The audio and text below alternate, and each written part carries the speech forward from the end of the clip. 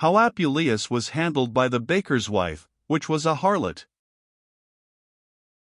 The baker which bought me was an honest and sober man, but his wife was the most pestilent woman in all the world, insomuch that he endured many miseries and afflictions with her, so that I myself did secretly pity his estate, and bewail his evil fortune, for she had not one fault alone, but all the mischiefs that could be devised. She was crabbed, cruel, lascivious, drunken, obstinate, niggish, covetous, riotous in filthy expenses, and an enemy to faith and chastity, a despise of all the gods, whom other did honor, one that affirmed that she had a god by herself, whereby she deceived all men, but especially her poor husband, one that abandoned her body with continual whoredom. This mischievous queen hated me in such sort, that she commanded every day before she was up, that I should be put into the mill to grind, and the first thing which she would do in the morning, was to see me cruelly beaten, and that I should grind when the other beasts did feed and take rest.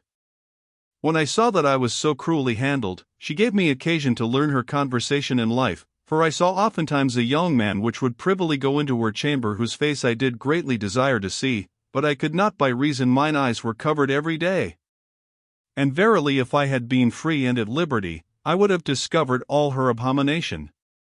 She had an old woman, a bawd, a messenger of mischief, that daily haunted to her house, and made good cheer with her to the utter undoing and impoverishment of her husband. But I that was greatly offended with the negligence of Fotis, who made me an asse, instead of a bird, did yet comfort myself by this only mean, in that to the miserable deformity of my shape, I had long ears, whereby I might hear all things that was done. On a day I heard the old bawd say to the baker's wife,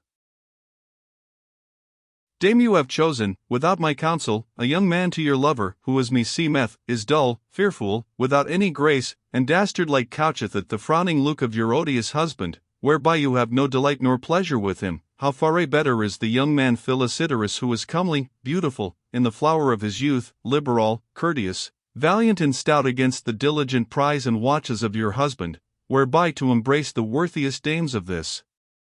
country, and worthy to wear a crown of gold, for one part that he played to one that was jealous over his wife.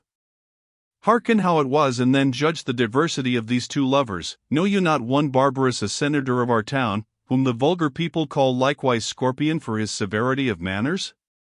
This Barbarus had a gentlewoman to his wife, whom he caused daily to be enclosed within his house, with diligent custody.